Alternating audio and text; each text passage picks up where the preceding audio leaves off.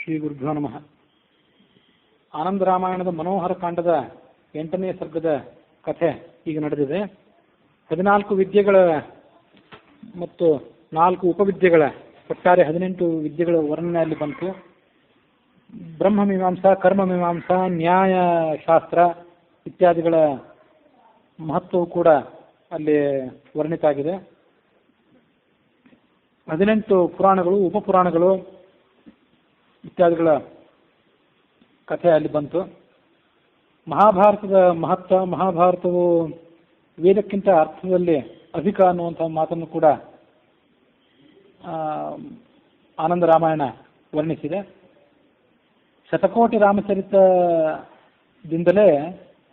ಈ ಉಳಿದೆಲ್ಲ ಗ್ರಂಥಗಳು ಕೂಡ ಉದ್ಭವಿಸಿವೆ ಅನ್ನುವಂಥ ವರ್ಣನೆ ಕೂಡ ಬಂದಿತ್ತು. ಇದೇ ರಾಮಾಯಣದಿಂದಲೇ ಉಳಿದ ರಾಮಾಯಣಗಳು ಕೂಡ ಹುಟ್ಟಿಕೊಂಡಿವೆ. ಅವು ಯಾವುವು ಅಂದರೆ 24,000 ಪ್ರಥಮಂ ಸ್ಮೃತಂ, 24,000 ಶ್ಲೋಕಗಳಿಂದ ಕೂಡಿದ ವಾಲ್ಮೀಕಿ ರಾಮಾಯಣ ಅಂತೇನಿದೆ, ನಾವೀಗ ಯಾವುದನ್ನು ವಾಲ್ಮೀಕಿ ರಾಮಾಯಣ ಪ್ರಸಿದ್ಧವಾದ ರಾಮಾಯಣ ಅಂತ ಹೇಳ್ತೀವಿ, ಅದು ಮೊದಲನೆಯದ್ದು. ಅದರ ಬಳಿಕ ಯೋಗ ವಾಸಿಷ್ಠ ರಾಮಾಯಣ, ಅಧ್ಯಾತ್ಮ ರಾಮಾಯಣ, ವಾಯುಪುತ್ರಕೃತವಾದಂಥ ರಾಮಾಯಣ, ನಾರದೋಕ್ತವಾದಂಥ ರಾಮಾಯಣ, ಲಘು ರಾಮಾಯಣ, ಬೃಹದ್ ರಾಮಾಯಣ, ಅಗಸ್ತ್ಯ ರಾಮಾಯಣ, ಶ್ರೇಷ್ಠ ರಾಮಾಯಣ, ಸಾರ ರಾಮಾಯಣ, ದೇಹ ರಾಮಾಯಣ, ವೃತ್ತ ರಾಮಾಯಣ, ಬ್ರಹ್ಮ ರಾಮಾಯಣ, ಭರದ್ವಾಜ ರಾಮಾಯಣ, ಶಿವ ಕ್ರೌಂಚ ಮತ್ತು ಜೈಮಿನಿ ರಾಮಾಯಣ, ಆತ್ಮಧರ್ಮ ರಾಮಾಯಣ, ಶ್ವೇತಕೇತು ರಾಮಾಯಣ, ಋಷಿ ರಾಮಾಯಣ, ಜಟಾಯು ರಾಮಾಯಣ, ರವಿ, ಪುಲಸ್ತ್ಯ, ದೇವಿ, ಗುಷ್ಯಕ, ಮಂಗಲ ರಾಮಾಯಣ, ಇವೆಲ್ಲ ರವಿ ರಾಮಾಯಣ, ಪುಲಸ್ತ್ಯ ರಾಮಾಯಣ ಇತ್ಯಾದಿ ರೂಪವಾಗಿದ್ದು. ವಿಶ್ವಾಮಿತ್ರ ರಾಮಾಯಣ, ಸುತೀಕ್ಷ್ಣ, ಸುಗ್ರೀವ, ವಿಭೀಷಣ ರಾಮಾಯಣ ಮತ್ತು ಆನಂದ ರಾಮಾಯಣ ಅನ್ನುವಂಥದ್ದು ಇದು ಮುಖ್ಯವಾದದ್ದು. ಇವೆಲ್ಲವೂ ಕೂಡ ಶತಕೋಟಿ ರಾಮಚರಿತದಿಂದಲೇ ಹುಟ್ಟಿ ಬಂದಂಥವು. ಅವುಗಳನ್ನೆಲ್ಲ ವಿಸ್ತಾರವಾಗಿ ಬಣ್ಣನೆ ಮಾಡೋದು ಮತ್ತು ಅಲ್ಲಿ ಬಂದಂತಹ ವಿಷಯಗಳನ್ನು ಯಾವ್ಯಾವ ವಿಷಯಗಳು ಬಂದಿವೆ ಅಂತ ಹೇಳೋದೇನಿದೆ ಅದು ಕಹ ಸಮರ್ಥ, ಯಾರಿಗೆ ಅಂತ ಶಕ್ತಿ ಇದೆ. ಇವುಗಳಲ್ಲೆಲ್ಲ ಆನಂದ ರಾಮಾಯಣ ಅಂತೇನಿದೆ ಅದು ಶ್ರೇಷ್ಠವಾದದ್ದು. ಅಧ್ಯಾತ್ಮ ರಾಮಾಯಣ ಇತ್ಯಾದಿ ರಾಮಾಯಣಗಳಲ್ಲಿ ಬಣ್ಣನೆಗೊಂಡಂಥ ವಿಷಯಗಳೆಲ್ಲ ಈ ಆನಂದ ರಾಮಾಯಣದಲ್ಲಿ ಬಂದು ಹೋಗಿವೆ. ಇದರ ಪಾಠದಿಂದ ಯಾವ ಪುಣ್ಯ ಬರಬೇಕೋ ಆ ಪುಣ್ಯವೆಲ್ಲವೂ ಆ ಶತಕೋಟಿ ರಾಮಚರಿತದಲ್ಲಿಯೇ ಉಲ್ಲೇಖಗೊಂಡಿದೆ. ಫಲಮಸ್ಯ ತದರ್ಥಂ ಹಿ ಜ್ಞೇಯಂ ಶಿಷ್ಯ ಶುಭಪ್ರದಂ ಶ್ರವಣಾದ್ವಿಗುಣಂ ಪಾಠೆ. ಶ್ರವಣದಿಂದ ಏನು ಪುಣ್ಯ ಬರ್ತದೋ ಅದು ಕೇವಲ ಪಠನ ಮಾಡಿದ್ದಕ್ಕಿಂತ ದುಪ್ಪಟ್ಟಾದಂಥ ಪುಣ್ಯ. ವ್ಯಾಖ್ಯಾನ ಮಾಡುವವನಿಗೆ ಹಿಂದೆ ಹೇಳಿದಂತೆ 10 ಪಟ್ಟು ಪುಣ್ಯ. ಎಲ್ಲ ಕಡೆ ಪುಣ್ಯ ಅಂತಂದ್ರೆ ಪುಣ್ಯ ಮತ್ತು ತತ್ವಜ್ಞಾನ ಅಂತಲೂ ಕೂಡ ಅದನ್ನ ಅರ್ಥ ಮಾಡ್ಕೊಳ್ಬೇಕು. ತಸ್ಮಾದೇತತ್ ಸದಾ ಆನಂದ ಸಂಧ್ಯಂ ಶ್ರಾವ್ಯಂ ನರೋತ್ತಮೈಹಿ. ಆದ್ರಿಂದ ಈ ಆನಂದ ರಾಮಾಯಣ ಏನಿದೆ ಇದನ್ನ ಎಲ್ಲವೂ ಕೂಡ ಭಕ್ತಿ ಶ್ರದ್ಧೆಗಳಿಂದ ಪಠನ ಮಾಡಬೇಕು. ಇದಕ್ಕೆ ಸಮಾನವಾದದ್ದು ಹಿಂದೆ ಇರಲಿಲ್ಲ, ಮುಂದೆ ಕೂಡ ಇರೋದಿಲ್ಲ, ಮುಂದೆ ಕೂಡ ಇಂಥ ಶಾಸ್ತ್ರ ಬರೋದಿಲ್ಲ. ಪಂಚರಾತ್ರ ಆಗಮ ಅಂತ ಮತ್ತೊಂದು ಆಗಮ ಇದೆ. ಅದು ಈ ಎಲ್ಲ ಗ್ರಂಥಗಳಿಗಿಂತಲೂ ಬಹಳ ಶ್ರೇಷ್ಠವಾದದ್ದು, ಭಗವದ್ಗೀತೆಗೆ ಸಮಾನವಾದದ್ದು. ಶೈವಾಗಮಗಳು, ಪಂಚರಾತ್ರಾಗಮಗಳು ಅಂತ ಹೀಗೆಲ್ಲ ಇದೆ. ವಿಷ್ಣುವಿನ ದೇವಾಲಯಗಳು ಏನಿರ್ತವೆ ಅಲ್ಲೆಲ್ಲ ಈ ಪಂಚರಾತ್ರಾಗಮಗಳಿಗೆ ಅನುಸಾರವಾಗಿ ಪೂಜಾ ಪದ್ಧತಿ ಇತ್ಯಾದಿಗಳು ನಡೀತವೆ ಅಂತ ಕಂಡು ಬಂದಿದೆ. ಭಗವದ್ಗೀತೆಯ ತುಲ್ಯಂ ಫಲಂ ತಸ್ಯ ಅಖಿಲಸ್ಯ ಚ ಭಾರತೀಯ ಕಥಾಬಂಧಂ ಸದ್ಭಕ್ತೈರಿಹ ನಿರ್ಮಿತಂ ತತ್ಕಾವ್ಯಂ ಯಃ ಪಠೇತ್ ಪ್ರಾಜ್ಞಃ ದಶಾಂಶಂ ಫಲಮಾಪ್ನುಯಾತ್. ಮೂಲ ಮಹಾಭಾರತ ಏನಿದೆ ಆ ಮೂಲ ಮಹಾಭಾರತವನ್ನು ಓದಿದ್ರಿಂದ ಯಾವ ಪುಣ್ಯ ಇದೆಯೋ ಆ ಪುಣ್ಯದ 10ನೇ ಒಂದು ಭಾಗ ಈ ಉಳಿದ ಗ್ರಂಥಗಳನ್ನು ಓದಿದ್ರಿಂದ. ಅವ್ಯಾವ ಉಳಿದ ಗ್ರಂಥ ಅಂದರೆ ಮಹಾಭಾರತವನ್ನು ಆಧರಿಸಿಕೊಂಡು ತನ್ನದೇ ಆದಂಥ ವರ್ಣನೆ, ತನ್ನದೇ ಆದಂಥ ವಾಕ್ಶೈಲಿಯಲ್ಲಿ ಬೇರೆ ಯಾರಾದರೂ ಕವಿಗಳು ರಚನೆ ಮಾಡಿದ ಕಾವ್ಯವನ್ನು ಓದಿದರೆ ಮೂಲ ಮಹಾಭಾರತವನ್ನು ಓದಿದಷ್ಟು ಪುಣ್ಯ ಇಲ್ಲದೇ ಇರಬಹುದು. ಅದು 10ನೇ ಒಂದು ಭಾಗದ ಪುಣ್ಯ ಮಾತ್ರ ಇದರಿಂದ. ಯದ್ಭಕ್ತೈರ್ ನಿರ್ಮಿತಂ ತತ್ತು ಶತಾಂಶ ಫಲದಂ ಸ್ಮೃತಂ. ಉಳಿದ ಮತ್ತು ಕೆಲವು ಕಾವ್ಯಗಳಿದ್ರೆ ಅವು ಆ ರಾಮಾಯಣದ 100ನೇ ಒಂದು ಭಾಗದ ಪುಣ್ಯವನ್ನು ಮಾತ್ರ ಕೊಡುವಂಥವು. ಯಕ್ಕರೋತ್ ಸ್ವಯಂ ಕಾವ್ಯಂ ಕಲ್ಪಯಿತ್ವಾ ಸ್ವೀಯ ಕಥಾಂ ತಕ್ಷಮೋ ವ್ಯರ್ಥತಾಮೇತಿ ತದಧ್ಯೇತಾಚ ದೋಷಭಾಗ್. ಏನೇ ಇರಲಿ ಕಾವ್ಯವನ್ನು ನಿಮ್ಮ ಶೈಲಿಯಿಂದ ನಿಮ್ಮ ಬಣ್ಣನೆಗೆ ಅನುಸಾರವಾಗಿಯೇ ಮಾಡಿ. ಕಾಳಿದಾಸ ಕವಿಗಳು ಯಾರೇ ಕವಿಗಳು ಮಾಡಿರ್ಬೋದು, ಬಹುಭೂತಿ ಮೊದಲಾದವರು ಉತ್ತರ ರಾಮಚರಿತ ಅಂತ ಮಾಡಿರ್ಬೋದು. ಏನಿದ್ರು ಇವೆಲ್ಲ ಆ ಮೂಲ ಕಾವ್ಯಗಳನ್ನು ಅನುಸರಿಸೇ ಮಾಡಿದ್ದು. ಹಾಗೆ ಮಹಾಭಾರತವನ್ನು ಅನುಸರಿಸಿಕೊಂಡು ಮಾಡಿದಂಥ ಅನೇಕ ಕಾವ್ಯಗಳು ಇವೆ. ಇವೆಲ್ಲ ಕಾವ್ಯಗಳನ್ನು ಓದಿದ್ರು ಕೂಡ ಸ್ವಲ್ಪ ಪುಣ್ಯ ಇದೆ. ಆದರೆ ಒಂದು ವೇಳೆ ಕಾಲ್ಪನಿಕವಾದಂಥ ಯಾವುದಾದ್ರೂ ಕಥೆಯನ್ನು ರಚನೆ ಮಾಡಿದರೆ, ಒಬ್ಬ ದೊಡ್ಡ ಪಂಡಿತನಾದಂತಹ ದೊಡ್ಡ ಕವಿ ಅಂತ ಅನಿಸ್ಕೊಂಡವನು ಕೂಡ ಅಲ್ಲಿರುವಂಥ ನಾಯಕರನ್ನ, ನಾಯಕಿಯರನ್ನ, ಸ್ಥಳ ಸನ್ನಿವೇಶಗಳನ್ನ ಕಾಲ್ಪನಿಕವಾಗಿ ರಚನೆ ಮಾಡಿಕೊಂಡು ತನ್ನ ಪ್ರತಿಭೆಯನ್ನು ಅಲ್ಲಿ ತೋರಿಸಿದರೆ ಅದೆಲ್ಲ ವ್ಯರ್ಥವಾದ ಶ್ರಮ. ಕಾವ್ಯವನ್ನು ರಚನೆ ಮಾಡಿದಂಥ ಕವಿಗೂ ಕೂಡ ಅದು ವ್ಯರ್ಥ. ಮತ್ತು ತದ ಅಧ್ಯೇತಾತ್ ದೋಷ ಭಾಗ, ಅದನ್ನು ಅಧ್ಯಯನ ಮಾಡೋರಿಗೂ ಕೂಡ ಕೇವಲ ಸಮಯ ಹರಣವೇ ಹೊರತು ಯಾವುದೇ ಪುಣ್ಯ ಅದರಿಂದ ಇಲ್ಲ. ಹಾಗಾಗಿ ಅಂಥ ವಿಷಯಗಳ ಬಗ್ಗೆ ಶ್ರಮ ತೋರಿಸಬಾರದು. ಪುರಾಣಕ್ಕೆ ಸಂಬಂಧಪಟ್ಟಂತೂ, ಮಹಾಭಾರತಕ್ಕೆ ಸಂಬಂಧಪಟ್ಟದ್ದು ಅಥವಾ ರಾಮಾಯಣಕ್ಕೆ ಸಂಬಂಧಪಟ್ಟದ್ದು ಅಥವಾ ಮತ್ಯಾವುದಾದ್ರೂ ಉಪಪುರಾಣಕ್ಕೆ ಸಂಬಂಧಪಟ್ಟದ್ದು, ಅದನ್ನು ಯಾರಾದರೂ ಒಬ್ಬ ಸ್ವಯಂ ಕಾವ್ಯವನ್ನ ಕಥಾನುಗ್ರಸತಿಯ ಸ್ವಯಂ ತಾನು ರಾಮಭಕ್ತನಾದವನು ಅದನ್ನು ಏನು ರಚನೆ ಮಾಡಿರ್ತಾನೆ, ಆತ ಶಕ್ರಲೋಕಾದಿವಾಸತಾಂ ಲಭತೆ. ತಾನು ತನ್ನ ವಾಕ್ಶೈಲಿಯಲ್ಲಿ ಅದನ್ನು ರಚನೆ ಮಾಡಿದ್ರ ಫಲವಾಗಿ ಇಂದ್ರಲೋಕವನ್ನು ಪಡ್ಕೊಳ್ತಾನೆ. ಪ್ರತ್ಯಕ್ಷರಂ ವರ್ಷಮೇಕಂ, ಒಂದೊಂದು ಅಕ್ಷರಕ್ಕೂ ಒಂದೊಂದು ವರ್ಷದಂತೆ ಇಂದ್ರನ ಲೋಕದಲ್ಲಿ ಆತ ವಾಸ ಮಾಡ್ತಾನೆ. ಆತನಿಗೆ ವ್ಯಾಸ ಅಂತಾನೆ ಕರೆಯಬೇಕು. ರಾಮಭಕ್ತ ಪುರಾಣೇಭ್ಯ ಕಥಾನ್ ಗ್ರಸತಿಯ ಪುನಃ ವ್ಯಾಸಮೂರ್ತಿ ಸಲಭತೆ ಬೃಹಸ್ಪತಿ ಸಲೋಕತಾಂ. ಅವನನ್ನು ವ್ಯಾಸ ಅಂತಾನೆ ಕರೀಬೇಕು. ಅದಕ್ಕಾಗಿ ಆತ ಕೂತ್ಕೊಳ್ಳೋ ಪೀಠಕ್ಕೂ ಕೂಡ ವ್ಯಾಸಪೀಠ ಅಂತಾನೆ ಕರೀತಾರೆ. ಮತ್ತು ಆತ ಮರಣಾನಂತರ ಬೃಹಸ್ಪತಿ ಸಲೋಕತಾಂ, ಬೃಹಸ್ಪತಿಯ ಲೋಕವನ್ನು ಪಡ್ಕೊಳ್ತಾನೆ. ಶಿಷ್ಯರು ದೌಹಿತ್ರ ಪೋಷಿತ ಶಿಷ್ಯ ಆರಾಮಶ್ಚ ಜಲಾಶಯ ಸದ್ಗ್ರಂಥ ವರ್ಣಂ ಪುತ್ರ ತೇ ಪುತ್ರಾಹ ವೈ ಪ್ರಕೀರ್ತಿತಾ. ಪುತ್ರರು ಅಂದ್ರೆ ಯಾರ್ಯಾರು? ಇವರೆಲ್ಲ ಪುತ್ರರು ಅಂತ ಕಳ್ಸ್ಕೊತಾರೆ. ದೌಹಿತ್ರ ಮಗಳ ಮಗ ಇದ್ದಾನಲ್ಲ, ಅವನು ಪುತ್ರನೇ. ಪೋಷಿತ, ನಿಮಗೆ ಸ್ವಂತ ಮಕ್ಕಳಿಲ್ಲದೆ ಇದ್ರೂ ಕೂಡ ಯಾರನ್ನಾದರೂ ಪೋಷಣೆ ಮಾಡಿದ್ರೆ ಮಗನಿಗೆ ಸಮಾನವಾಗಿ ಆತನೂ ಒಬ್ಬ ಮಗನೇ. ಶಿಷ್ಯ, ಶಿಷ್ಯ ನಿಮ್ಮ ಕೈಯಿಂದ ವಿದ್ಯಾಭ್ಯಾಸ ಮಾಡಿದಂತಹ ವ್ಯಕ್ತಿಯು ಕೂಡ ಶಿಷ್ಯನೇ. ಮುಂದೆ ಆರಾಮಸ್ಥ ಜಲಾಶಯ, ಇವ್ರು ಯಾರು ಅಡ್ಡದೇ ಇದ್ರು ಕೂಡ ಜಡ ವಸ್ತುಗಳನ್ನು ನೀವು ಯಾವುದಾದ್ರೂ ನಿರ್ಮಾಣ ಮಾಡಿದ್ರೆ, ಉಪವನ, ಜಲಾಶಯ ಇದನ್ನು ನೀವು ತೋರಿಸಿದ್ರೆ, ಮತ್ತು ಯಾವುದೂ ಇಲ್ಲದೆ ಇದ್ರೂ ಶ್ರೇಷ್ಠ ಗ್ರಂಥವನ್ನು ರಚನೆ ಮಾಡಿದ್ರೆ ಅದೆಲ್ಲವೂ ನಿಮ್ಮ ಮಕ್ಕಳೇ. ಸದ್ಗ್ರಂಥ ಕರಣಂ ಪುತ್ರ, ಹೀಗೆ ಇವರೆಲ್ಲರೂ ಕೂಡ ಮತ್ತು ಅಂತ ಕರೆಸ್ಕೋತಾರೆ. ಇದಲ್ಲದೆ ವೃಕ್ಷನೂ ಕೂಡ ಒಂದಿದೆ. ಇಲ್ಲಿ ಉಪವನ ಅಂತ ಬಂತು. ಉಪವನದಲ್ಲಿ ಉಳಿದೆಲ್ಲ ವೃಕ್ಷಗಳು, ಸಣ್ಣ ಸಣ್ಣ ಬಳ್ಳಿಗಳು, ಹೂವುಗಳೆಲ್ಲ ಸೇರಿರ್ತವೆ. ದಶಪುತ್ರ ಸಮೋ ವೃಕ್ಷ ಅಂತ ಒಂದು ಮಾತು ಕೂಡ ಇದೆ ಸಂಸ್ಕೃತ ಸಾಹಿತ್ಯದಲ್ಲಿ. ಒಬ್ಬ ಮಗನನ್ನು ಹುಟ್ಟಿಸಿ ಆತನನ್ನು ಬೆಳೆಸಿ ಆತನೊಬ್ಬ ದೊಡ್ಡವನನ್ನಾಗಿ ಮಾಡುವುದು ಏನಿದೆ, ಅದಕ್ಕಿಂತ ಶ್ರೇಷ್ಠವಾದದ್ದು ದಶಪುತ್ರ ಸಮೋ ವೃಕ್ಷ. ಒಂದು ವೃಕ್ಷವನ್ನು ನೆಟ್ಟು ಅದನ್ನು ಬೆಳೆಸಿ ದೊಡ್ಡದನ್ನಾಗಿ ಮಾಡುವುದು 10 ಮಕ್ಕಳನ್ನು ಹೆತ್ತಂಥ ಪುಣ್ಯ ಇರುವಂಥದ್ದು. ಆದರೆ ಮಗನಿಂದ ಆಗಬೇಕಾದ ಕೆಲಸ ಅದರಿಂದ ಆಗದೇ ಇರ್ಬೋದು. ಶ್ರಾದ್ದ ಮೊದಲಾದಂಥ ಕೆಲಸಗಳನ್ನು ಅದು ಮಾಡದೇ ಇರ್ಬೋದು. ಅದಕ್ಕೆ ಸತ್ಯಾಸ್ತ್ರವನ್ನು ಓದುವಂಥ ಶಕ್ತಿಯೂ ಆ ವೃಕ್ಷಕ್ಕೆ ಇರೋದಿಲ್ಲ. ಆದರೆ ಸಮಾಜಕ್ಕೆ ತನ್ನ ನೆರಳು ಮತ್ತು ಹೂವು, ಹಣ್ಣು ಇತ್ಯಾದಿಗಳನ್ನು ಕೊಡುವ ಮೂಲಕ ಅದು ಶ್ರೇಷ್ಠವಾದಂಥ ಕೆಲಸವನ್ನು ಮಾಡ್ತದೆ. ಅದಕ್ಕಾಗಿ ಒಂದು ವೃಕ್ಷವನ್ನು 10 ಮಕ್ಕಳಿಗೆ ಸಮಾನ ಅಂತ ತಿಳ್ಕೊತಾರೆ. ತೇ ಪುತ್ರ ವೈ ಪ್ರಕೀರ್ತಿತಾ ಏವಂ ಭೂಮ್ಯಾಂ ಅಂಶಭೂತೈ ನರೈಸ್ತೇ ವಿಚರಂತಿ ಅಶ್ವತ್ಥಾಮಾದಯ ಸಪ್ತ ಯೇ ಚಿರಂಜೀವಿನಃ ಸದಾ. ಹಿಂದೊಂದು ಬಾರಿ ಮಾತು ಬಂದಿತ್ತು. ಅಶ್ವತ್ಥಾಮ, ಬಲಿ, ವ್ಯಾಸ, ಹನುಮಾನ್, ವಿಭೀಷಣ, ಕೃಪಾ, ಪರಶುರಾಮ ಇವರನ್ನೆಲ್ಲ ನಾವು ಚಿರಂಜೀವಿಗಳು ಅಂತೇವೆ. ಅವರ ಚಿರಂಜೀವಿಗಳು ಯಾಕೆಂದ್ರೆ ಈ ಕಲ್ಪ ಮುಗಿಯೋ ತನಕ ಅವರು ಇರ್ತಾರೆ. ಅದು ಶಾಸ್ತ್ರದಲ್ಲಿ ಬಂದಂಥ ಮಾತು. ಆನಂದರಾಮಾಯಣ ಏನು ಹೇಳಿದಂತೆ, ವ್ಯಾಸಾದಿಗಳು ಈ ಕಾವ್ಯಗಳನ್ನು ರಚನೆ ಮಾಡುವಂಥ ಕವಿಗಳೇನಿರ್ತಾರಲ್ಲ, ಅದು ಮಹಾಭಾರತ ರಾಮಾಯಣಾದಿಗಳನ್ನು ಆಧರಿಸಿ ಇರುವಂಥ ಕಾವ್ಯ ಆಗಿರ್ಬೇಕು. ಅಂಥ ಕವಿಗಳು ಯಾರಿರ್ತಾರೆ ಅವರಲ್ಲಿ ವ್ಯಾಸನ ಸನ್ನಿಧಾನ ಇರ್ತದೆ. ಅದಕ್ಕಾಗಿ ವ್ಯಾಸನನ್ನು ಚಿರಂಜೀವಿ ಅಂತ ಕರೀತಾರೆ. ಹನುಮಾನ್, ವಿಭೀಷಣ, ಕೃಪಾ, ಪರಶುರಾಮ ಅವರೆಲ್ಲರಿಗೂ ಹಾಗೇನೆ ಧೈರ್ಯಶಾಲಿಗಳಾದಂತಹ, ಪರಾಕ್ರಮಿಗಳಾದಂತಹ ಯೋಧರು ಯಾರಾದಿದ್ರೆ ಅವರನ್ನೇ ಕೃಪಾನ ಅಂಶ ಸಂಭೂತರು ಅಂತ ತಿಳ್ಕೊಳ್ಬೇಕು. ಶಾಂತ ಮೂರ್ತಿಗಳಿದ್ರೆ ಅವರನ್ನು ವಿಭೀಷಣನ ಅಂಶ ಸಂಭೂತರು ಅಂತ ತಿಳ್ಕೊಳ್ಬೇಕು. ವಿಭೀಷಣನ ಸನ್ನಿಧಾನ ಅಲ್ಲಿದೆ ಅಂತ ತಿಳ್ಕೊಳ್ಬೇಕು ಅಂತ ಹೀಗೊಂದು ಮಾತು ಬಂದಿತ್ತು. ನಿನ್ನೆ ಮೊನ್ನೆ ಅದ್ರ ಬಗ್ಗೆ ನಾವು ಶ್ರವಣ ಮಾಡಿದ್ವಿ. ಸಾಪಿ ಮಾನ್ಯ ತದಾ ಶ್ರಾವ್ಯ ಪಠನೀಯ ಬುಧೇರ್ ಮುಹು ಭಾರತಾಖ್ಯ ಶತಾಂಶೇನ ಫಲದಾತ್ರಿ ಸ್ಮೃತಾಹಿ. ಹಾಗಾಗಿ ಮಹಾಭಾರತ ರಾಮಾಯಣಾದಿಗಳನ್ನು ಅನುಸರಿಸಿ ಬರೆದಂತಹ ಕಾವ್ಯಗಳನ್ನು ಪಠಣ ಮಾಡಲಿಕ್ಕೆ ತೊಂದರೆ ಇಲ್ಲ. ಆದರೆ ಮೂಲ ಮಹಾಭಾರತ ರಾಮಾಯಣಗಳಿಂದ ಓದಿ ಇನ್ನು ಮುಗಿಸಿರ್ಬೇಕು. ಅದಾದ್ಮೇಲೆ ಇವಕ್ಕೆ ಕೈ ಹಾಕಬೇಕು. ಆ ಮೂಲ ರಾಮಾಯಣ ಮೂಲ ಮಹಾಭಾರತಾದಿಗಳ ನಂತರದ ಪ್ರಾಧಾನ್ಯವೇ ಈ ಉಳಿದ ಕಾವ್ಯಗಳಿಗೆ.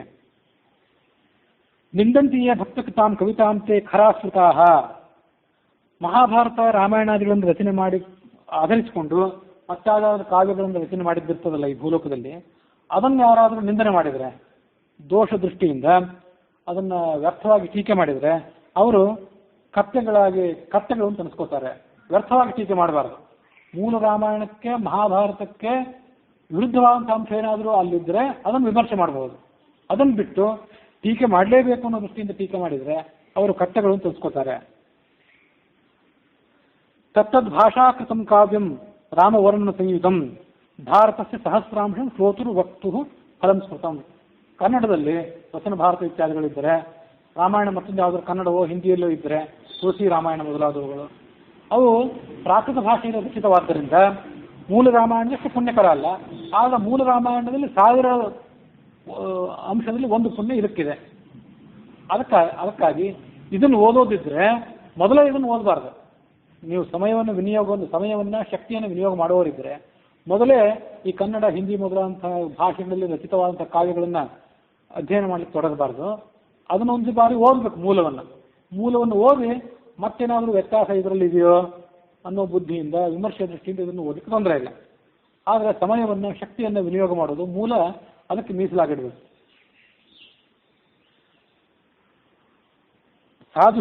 ಸಾಧು ಶಬ್ದ ಶತಾಂಶತಃ ಗೀರ್ವಾಣಿ ಕವಿತಾ ಕರ್ತ ಸೋಪಿ ವ್ಯಾಸಾಂಶ ಈರಿತಃ. ಸಂಸ್ಕೃತದಲ್ಲೇ ಕಾವ್ಯ ರಚನೆ ಮಾಡಿದವನು ವ್ಯಾಸನ ಅಂಶ ಅಂತಲೇ ಕರೆಸ್ಕೋತಾನೆ. ಸ್ವಸ್ವಭಾಷಾ ಕವಿತ್ವಾನಂ ಕರ್ತಾರಸ್ತೆ ಕವೀಶ್ವರ.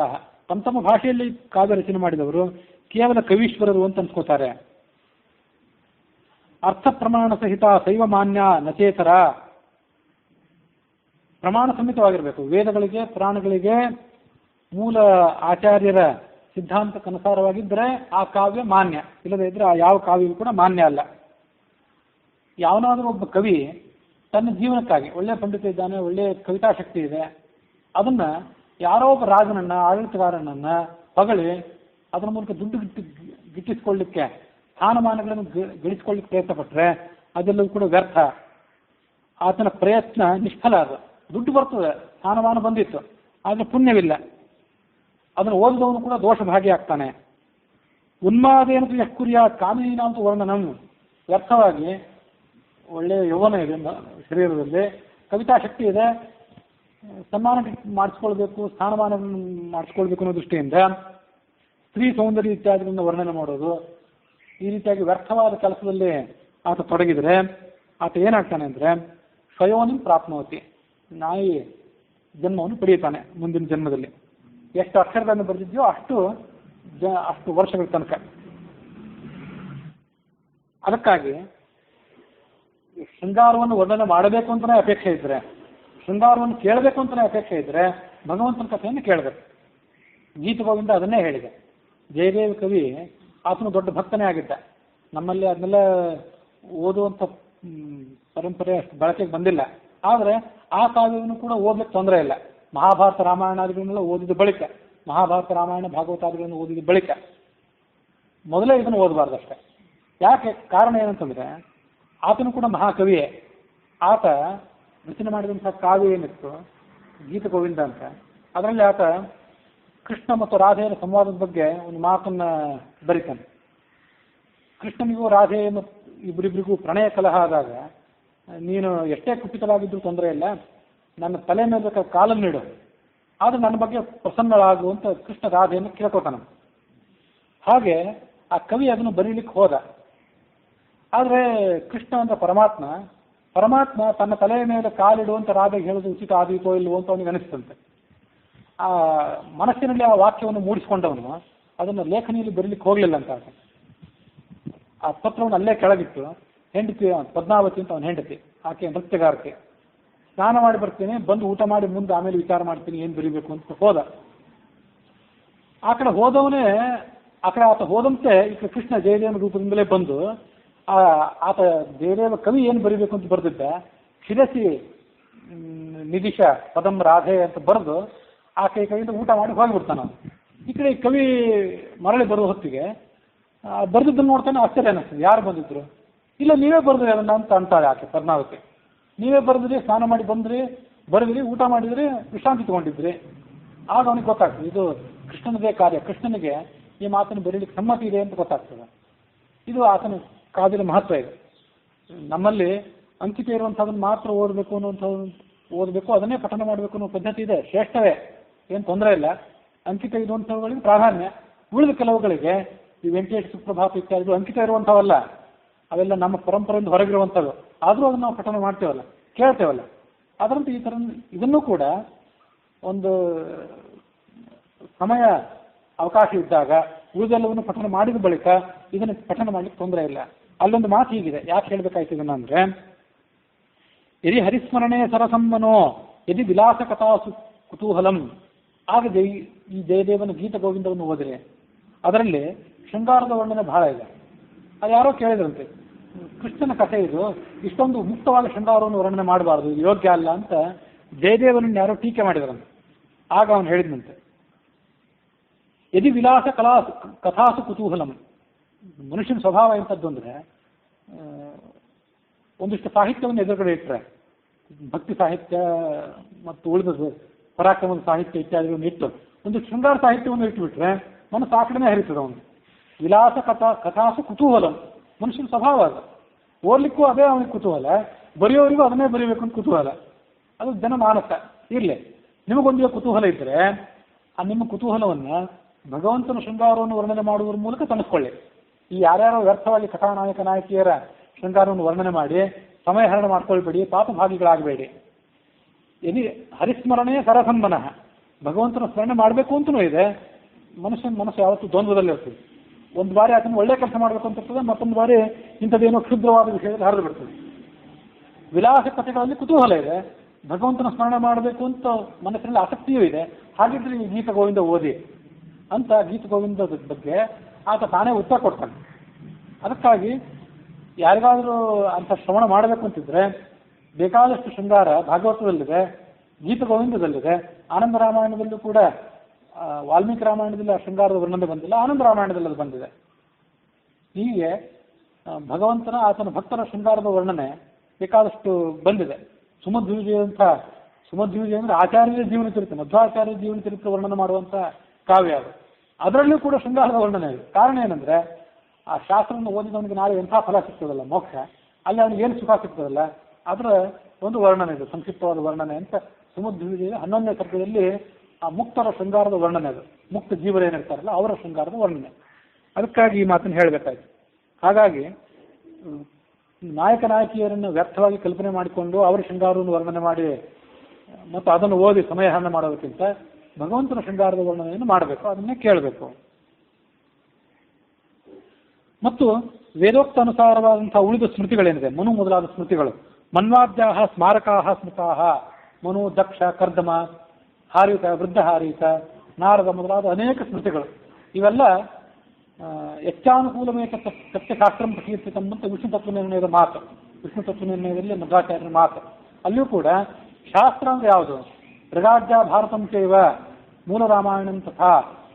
ಮೃಗಾದಿಗಳು ಋಗ್, ಯಜುಸ್ಸಾಮ, ಅಥರ್ವಂ ಅಂತ 4 ವೇದಗಳು, ಭಾರತಂ ಮಹಾಭಾರತ ಮತ್ತು ಮೂಲ ರಾಮಾಯಣ, ಇವೆಲ್ಲವೂ ಶಾಸ್ತ್ರಗಳು.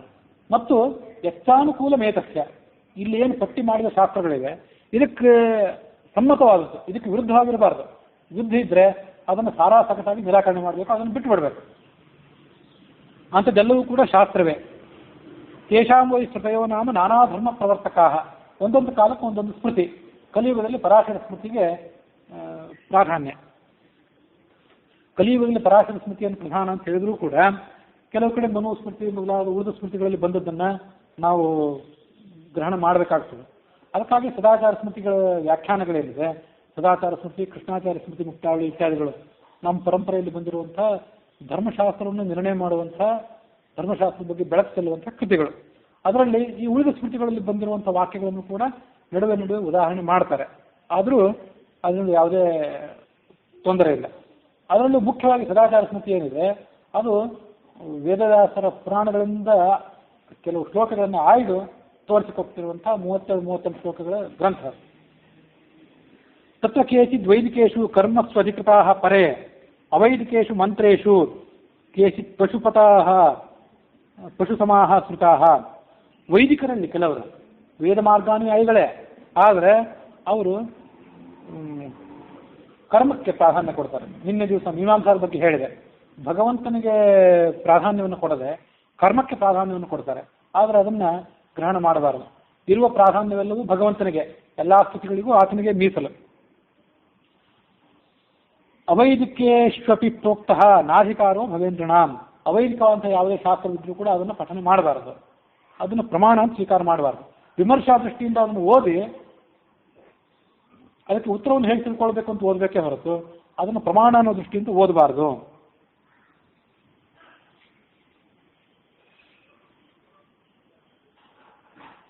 ಬ್ರಹ್ಮಚಾರಿ, ಗೃಹಸ್ಥ, ವಾನಪ್ರಸ್ಥ, ಯತಿ ಅಂತ ಈ ರೀತಿಯಾಗಿ ಇವರು 4 ಆಶ್ರಮಗಳಿದ್ದಾರೆ. 4 ಆಶ್ರಮಗಳನ್ನು ಅವಲಂಬಿಸಿಕೊಂಡು ಬದುಕುವಂಥವ್ರು. ಅವರೆಲ್ಲರಿಗೂ ಕೂಡ ಭಿನ್ನ ಭಿನ್ನ ಧರ್ಮಗಳಿವೆ. ಕದಾ ಕುತ್ರ ಕಥಂ ಧರ್ಮ ಕೇನ ಕಾರ್ಯ ಮಿತಿ ಸ್ಫುಟಂ ಧರ್ಮಶಾಸ್ತ್ರ. ಯಾವ ಆಶ್ರಮಿ ಯಾವ ಪರಿಸ್ಥಿತಿಯಲ್ಲಿ ಹೇಗೆ ನಡ್ಕೊಳ್ಬೇಕು ಅಂತನ್ನೋದನ್ನೆಲ್ಲ ಈ ಸ್ಮೃತಿಗಳು ವರ್ಣಿಸಿವೆ. ಯತಿಯ ಧರ್ಮವನ್ನು ಹೇಳಿವೆ. ಮಧ್ವಾಚಾರ್ಯರಿಗೂ ಕೂಡ ಯತಿ ಪ್ರಣವಕಲ್ಪ ಅಂತಿದೆ. ಯತಿಯ ಧರ್ಮಗಳನ್ನೆಲ್ಲ ಸದಾಚಾರ ಸ್ಮೃತಿಯಲ್ಲೂ ಹೇಳ್ತಾರೆ ಮತ್ತು ಉಳಿದ ಗ್ರಂಥಗಳಲ್ಲೂ ಕೂಡ ಅವರು ತೋರಿಸಿದ್ದಿದೆ. ಅದಕ್ಕೆ ಧರ್ಮಶಾಸ್ತ್ರ ಅಂತ ಕರೀತಾರೆ. ಅನ್ಯಥಾ ದೋಷ ಭಾಗ್ ಭವೇ. ಇವನ್ನೆಲ್ಲವನ್ನು ಕೂಡ ಓದದೆ ಧರ್ಮ ನಿರ್ಣಯ ಮಾಡ್ತೀನಿ ಅಂತ ಹೊರಟ್ರೆ ಆತ ದೋಷ ಭಾಗಿಯಾಗ್ತಾನೆ. ಅಕಾಲೇನ ಅಧಿಕಾರಿಣ ಪ್ರತ್ಯೇಕಂ ತದ್ಭವೇದ್ವರ್ಥಂ ಪ್ರತ್ಯವಾಯ ಅಧಿಕೋ ಭವೇತ್ ತಸ್ಮಾದ್ ಅವಶ್ಯಕಂ ತತ್ತು ವಿಪ್ರಾಣಾಂ ಚ ವಿಶೇಷತಃ ಸ್ಮೃತ್ಯರ್ಥಂ ಜ್ಞಾನತೋ ವಾಪಿ ವೇದಾರ್ಥ ಜ್ಞಾನತಃ ಅಧಿಕಂ. ಅದಕ್ಕಾಗಿ ವಿಪ್ರನಾದವನು, ಜ್ಞಾನಿಯಾದಂಥ ವಿಪ್ರನಾದವನು ವೇದಾದಿ ಶಾಸ್ತ್ರಗಳನ್ನು ಮತ್ತು ಉಳಿದೆಲ್ಲ ಈ ಸ್ಮೃತಿಗಳನ್ನು ಎಲ್ಲವನ್ನು ಕೂಡ ಯಥಾಶಕ್ತಿ ಯಥಾ ಸಮಯ ಆತ ಪಠನೆ ಮಾಡಬೇಕು. ಋಗ್ವೇದದ ಉಪವೇದ ಏನಿದೆ ಅದಕ್ಕೆ ಆಯುರ್ವೇದವು ಋಗ್ವೇದದ ಉಪವೇದ. ಅದರ ಮಹತ್ವ, ಅದನ್ನು ಆಚರಣೆ ಮಾಡಿದಿಂದ ಸಿಗಬೇಕಾದ ಫಲವನ್ನು ಈಗ ಹೇಳ್ತಾರೆ. ಅದು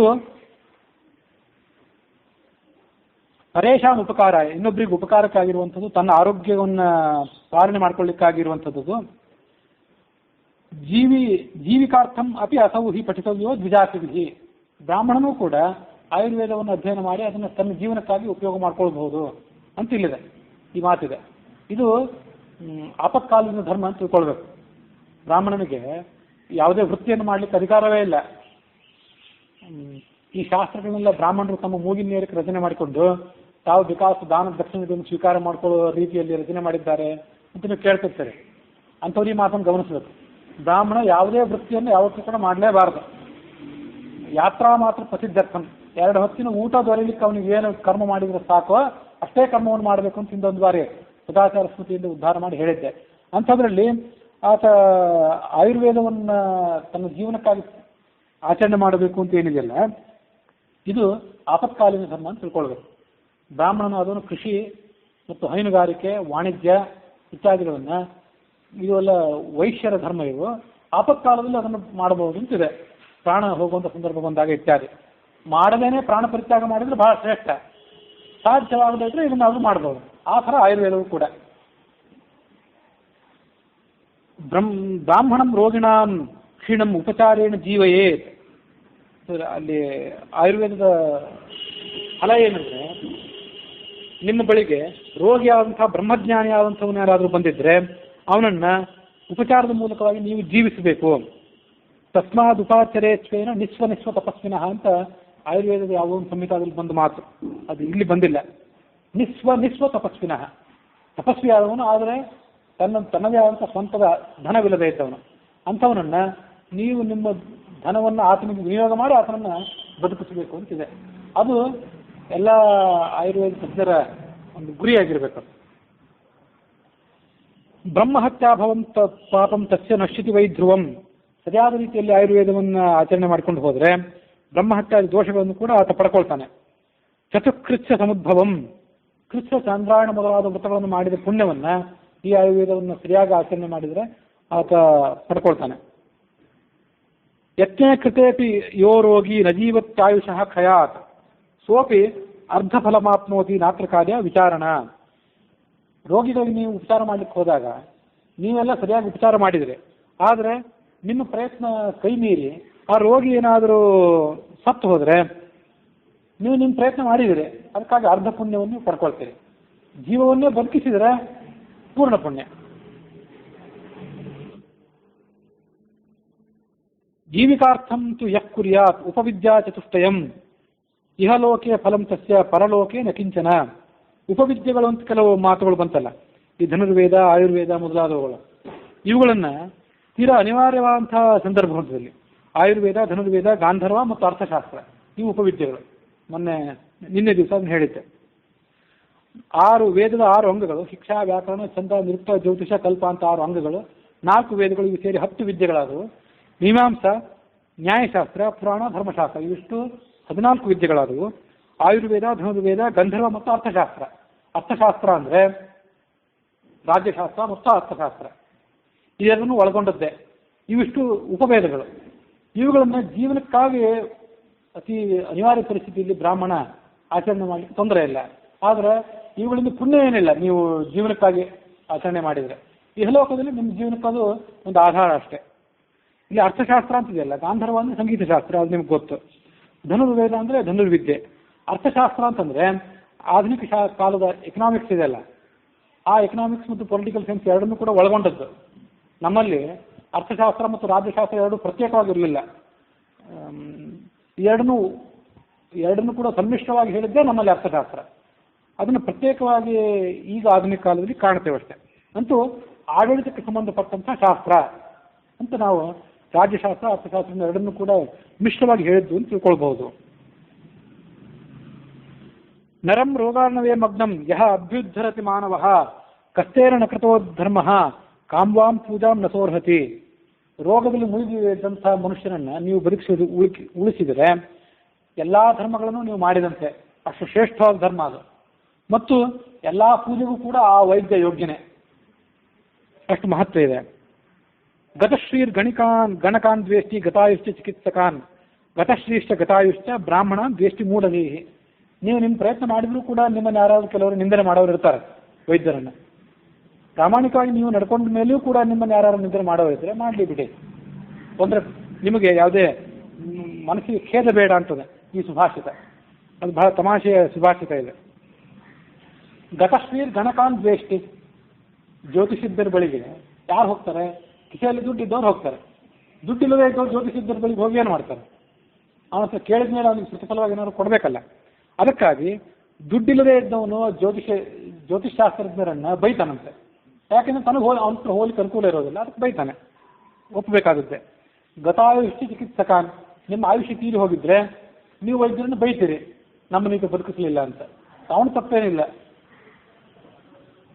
ಗತಶ್ರೀಶ್ಚ ಗತಾಯುಶ್ಚ ಬ್ರಾಹ್ಮಣ ದ್ವೇಷ್ಟಿ ಮೂಢಧೀಹಿ. ಗತ ಆಯು, ನಿಮ್ಮ ಜೀವನವೇ ಮುಗಿದು ಹೋಗಿದ್ರೆ, ಗತಶ್ರೀಹಿ ಸಂಪತ್ತು ಕೂಡ ನಿಮ್ಮಲ್ಲಿರುವಂಥ ಬ್ರಹ್ಮ ವರ್ಚಸ್ಸು, ಬ್ರಹ್ಮಜ್ಞಾನ ಅವನ್ನು ಕೂಡ ನೀವು ಕಳ್ಕೊಂಡಿದ್ರೆ ಆವಾಗ ನೀವು ಆ ಬ್ರಾಹ್ಮಣರನ್ನು ಟೀಕೆ ಮಾಡ್ತೀರಿ. ನಿಮ್ಮಲ್ಲೇ ಬ್ರಹ್ಮವರ್ಚಸ್ಸು ಇಲ್ಲದೇ ಇದ್ದರೆ, ನಿಮ್ಮಲ್ಲೇ ಬ್ರಹ್ಮಜ್ಞಾನ ಇಲ್ಲದೇ ಇದ್ದರೆ ನೀವು ಸಹಜವಾಗಿ ಬ್ರಹ್ಮಜ್ಞಾನಿಗಳನ್ನು ಟೀಕೆ ಮಾಡ್ತೀರಿ. ಆದರೆ ಅವರಲ್ಲಿ ಯಾವುದೇ ದೋಷ ಇಲ್ಲ ಅಂತ ಆ ಸುಭಾಷಿತದ ಅರ್ಥ. ಗಾಂಧರ್ವ ವಿದ್ಯೆಯನ್ನು ಕೂಡ ಮನುಷ್ಯ ಓದಬೇಕಂತ, ಅದಕ್ಕೂ ಮಹತ್ವ ಇದೆ. ಅದು ಮುಂದೆ ಬರುವಂಥದ್ದು ಈಗ. ಯಾಕೆಂದರೆ ರಾಮನ ಎದುರಿಗೆ ಅದನ್ನು ಪಠಣೆ ಮಾಡಲಿಕ್ಕಾಗಿ, ರಾಮನ ಎದುರಿಗೆ ಸಂಗೀತ ಸೇವೆಯನ್ನು ಮಾಡಲಿಕ್ಕಾಗಿ ಗಾಂಧರ್ವ ವಿದ್ಯೆಯನ್ನು ಬಳಸ್ಕೊಳ್ಬೇಕು.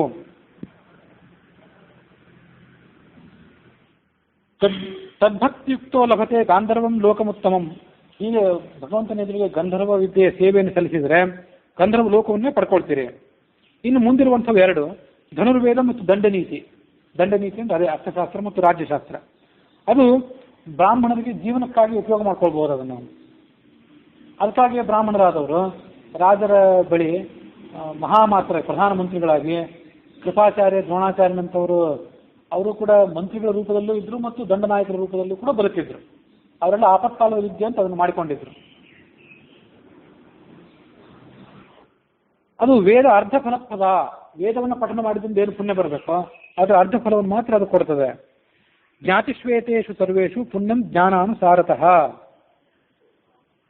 ವಿವೇಕಸ್ಥಸ್ಯ ಕರ್ತವ್ಯಃ ದ್ರವ್ಯಜ್ಞಾನೇ ವಿಶೇಷತಃ ಅನ್ನಸ್ಯ ಕ್ಷುಜಿತಂ ಪಾತ್ರಂ ಪಾನೀಯಸ್ಯ ವಿಶೇಷತಃ. ದ್ರವ್ಯಜ್ಞಾನೇ ತು ಕರ್ತವ್ಯಂ ವಿಶೇಷಾತ್ ಪಾತ್ರವೀಕ್ಷಣಂ. ಯಾರ್ಯಾರಿಗೆ ಯಾವ್ಯಾವ ದಾನವನ್ನು ಮಾಡಬೇಕಾದ್ರೆ ಏನೇನು ವಿಚಾರ ಮಾಡಬೇಕು ಅದನ್ನು ಈಗ ಹೇಳ್ತಾರೆ. ಈ ಎಲ್ಲ ಶಾಸ್ತ್ರಗಳ ವರ್ಣನೆ ಬಂತಲ್ಲ, 14-18 ಶಾಸ್ತ್ರಗಳ ವರ್ಣನೆ. ಅಲ್ಲಿ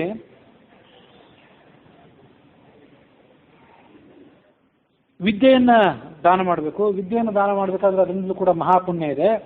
ಅನ್ನವನ್ನು ದಾನ ಮಾಡಬೇಕಾದ್ರೆ ಆ ಅನ್ನದಾನಕ್ಕೆ ಆತ ಬಂದಂಥವನು ಸರಿಯಾದ ಅರ್ಹತೆ ಇದ್ದವನಾಗಿದ್ದಾನೋ ಬಿಟ್ಟಿದ್ದಾನೋ ಅಂತ ಹೆಚ್ಚು ವಿಚಾರ ಮಾಡಬಾರ್ದು. ಅನ್ನಸ್ಯ ಕ್ಷುದಿತಂ ಪಾತ್ರಂ, ಹಸಿದು ಬಂದಿದ್ದಾನೆ ಅಂದರೆ ಅವನಿಗೆ ಅನ್ನದಾನ ಮಾಡಿಬಿಡಬೇಕು. ಅದು ಮಾತು ಬಹಳ ವಿಲಕ್ಷಣವಾಗಿ ಕಾಣಿಸ್ತದೆ.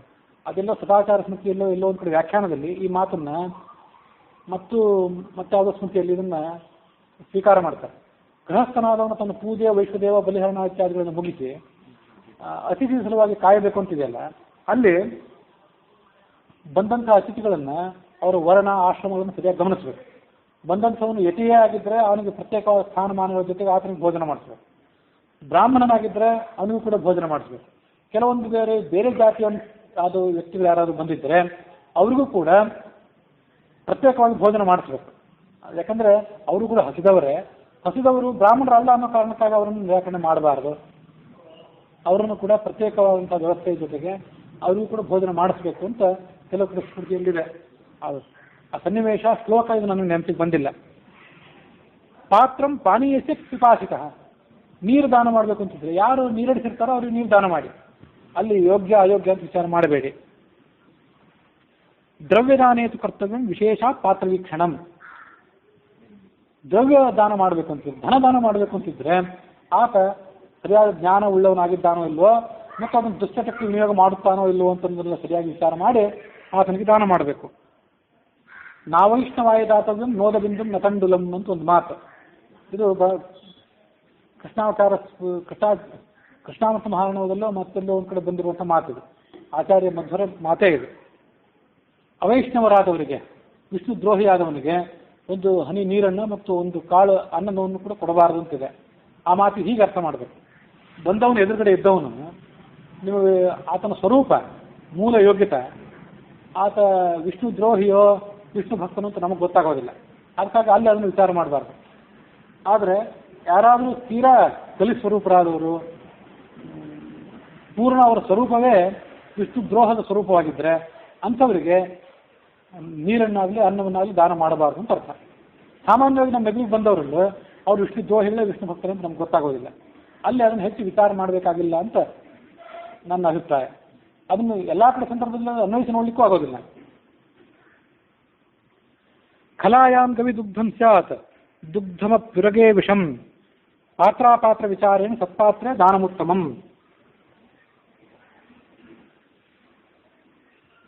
ಸತ್ಪಾತ್ರದಲ್ಲಿ ಸರಿಯಾದಂತಹ ಪಾತ್ರಾಪಾತ್ರ ವಿಚಾರ ಮಾಡಿ ಅಲ್ಲಿ ದಾನ ಮಾಡಬೇಕು.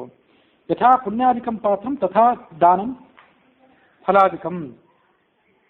ನೀವು ಯಾರಿಗೆ ದಾನ ಕೊಟ್ಟಿರ್ತೀರಿ ಆತ ಯೋಗ್ಯ ಆಗಿದ್ದರೆ ಅದರಿಂದ ನಿಮಗೆ ಪುಣ್ಯ ಹೆಚ್ಚು. ಅದಕ್ಕಾಗಿ ಸರಿಯಾಗಿ ವಿಚಾರ ಮಾಡಬೇಕು ಅಂತ ಅರ್ಥ. ಜ್ಞಾನಾಧಿಕ್ಯಾತ್ ಭವೇತ್ ಪುಣ್ಯಾಧಿಕ್ಯಾತ್ ಪಾತ್ರಶ್ರಮೇಣವಾ ರಾಮಭಕ್ತಶ್ಚ ಪಾತ್ರಂ ಸ್ಯಾತ್. ರಾಮಭಕ್ತೋ ನ ಸರ್ವಥ. ಯಾರು ರಾಮನ ಭಕ್ತನಾಗಿರ್ತಾನೋ ಆತ ದಾನಕ್ಕೆ ಪಾತ್ರ ಅಂತ ಅನ್ಸ್ಕೋತಾನೆ. ಯಾರು ರಾಮನ ಭಕ್ತನಲ್ಲವೋ ದುಷ್ಟನಾಗಿರ್ತಾನೋ ಅವನನ್ನು ಪಾತ್ರ ಅಂತ ತಿಳ್ಕೊಳ್ಬಾರ್ದು. ರಾಮಭಕ್ತಿ ಹೀನನಾದವನು ಯಾರಿರ್ತಾನೆ ಆತ ಪಾತ್ರನೇ ಅಲ್ಲ, ಅವನಿಗೆ ದಾನ ಮಾಡಬೇಡಿ. ರಾಮದ್ವೇಷಿ ವರ್ಜನೀಯ ದರ್ಶನ ಆಲಾಪ ಆದಿಶು. ಇದನ್ನು ಗಮನಿಸ್ಬೇಕು. ರಾಮದ್ವೇಷಿ ಯಾರಿರ್ತಾನೆ ಅವನನ್ನು ನೋಡಬಾರ್ದು, ಆತನ ಜೊತೆ ಮಾತಾಡಬಾರ್ದು. ಸಂಗತಶ್ಚ, ಸಮೀಪಕ್ಕೆ ಆತನ ಸ್ವೀಕಾರ ಕೂಡ ಮಾಡಬಾರ್ದು. ಬಹಳ ವಿಚಿತ್ರ ಕಾಣಿಸ್ತದೆ ಅದು ಆಧುನಿಕ ಸಮಾಜಕ್ಕೆ. ಅದು ಇತ್ತು. ಘೋಷಿತನಾದವನು ರಾಮ ಭಕ್ತ ಅಂತ ಯಾರು ನಿರ್ಣೀತ ಆಗಿ ಹೋಗಿರ್ತಾನೆ ಅವರನ್ನು ಸಮೀಪಕ್ಕೆ ತಗೊಳ್ಬೇಕು. ರಾಮದ್ವೇಷಿ, ರಾಮನ ಕಲ್ಯಾಣ ಗುಣಗಳನ್ನು ದ್ವೇಷ ಮಾಡುವಂಥವನು ಯಾರಿರ್ತಾನೆ ಆತನನ್ನು ದೂರ ಇಡಬೇಕು. ಸದ್ಭಕ್ತಾನ ಅಂತೂ ನಾಣ್ಯಥ. ವೀರಶೈವ ಧರ್ಮದಲ್ಲೂ ಕೂಡ ಎಲ್ಲ ಗೊತ್ತಿರಬೇಕು ನಮಗೆ. 64 ಬಗೆಯ ಅಥವಾ 54 ಬಗೆಯ ಶೀಲಗಳಿವೆ. ಅದರಲ್ಲಿ ಶಿವಭಕ್ತಿ ಹೀನರಾದವರು ಅವರ ದರ್ಶನ ಸ್ಪರ್ಶನ, ಅವರನ್ನು ನೋಡೋದು, ಇಂಥದನ್ನೆಲ್ಲ ಪರಿಹಾರ ಮಾಡಬೇಕು ಅಂತಿದೆ. ನೀಲಮ್ಮ ಅನ್ನುವಂಥ ಒಬ್ಬ ಶಿವಶರಣಾದವಳು ಅಂಥ 54 ಬಗೆಯ ಶೀಲಗಳನ್ನು ಆಚರಣೆ ಮಾಡ್ತಿದ್ಲು ಅಂತ ಇತಿಹಾಸದಲ್ಲಿ ನಾವು ಕೇಳ್ತೇವೆ. ಅದಕ್ಕಾಗಿ ಇದರಲ್ಲಿ ಒಂದು ಪರದೆ ಹಾಕ್ಕೊಂಡಿರ್ತಿದ್ಲು. ಯಾರಾದರೂ ಬಂದವರು ಪರದೆ ಹೊರಗೆ ಕೂತ್ಕೊಳ್ಬೇಕು, ಅಲ್ಲಿಂದನೇ ಮಾತಾಡಬೇಕು, ನೇರವಾಗಿ ಅವ್ರ ದರ್ಶನ ಅವಕ್ಕೆ ಮಾಡ್ತಿರ್ಲಿಲ್ಲ ಅಂತಿದೆ. ಇಲ್ಲಿ ಶಿವ ರಾಮ ಅನ್ನುವಂಥ ಮಾತುಗಳಿಂದ ಕೇವಲ ಸಾಂಕೇತಿಕ. ಭಗವಂತನ ದ್ವೇಷಗಳು ಅಂತ ಅರ್ಥ. ಭಗವಂತನ ದ್ವೇಷಗಳನ್ನು ದರ್ಶನ, ಸ್ಪರ್ಶನ, ಸಂಗತಿ ಇವುಗಳು ಸಿಲುಕದಂತೆ ದೂರ ಇಡಬೇಕು ಅಂತ ಅರ್ಥ.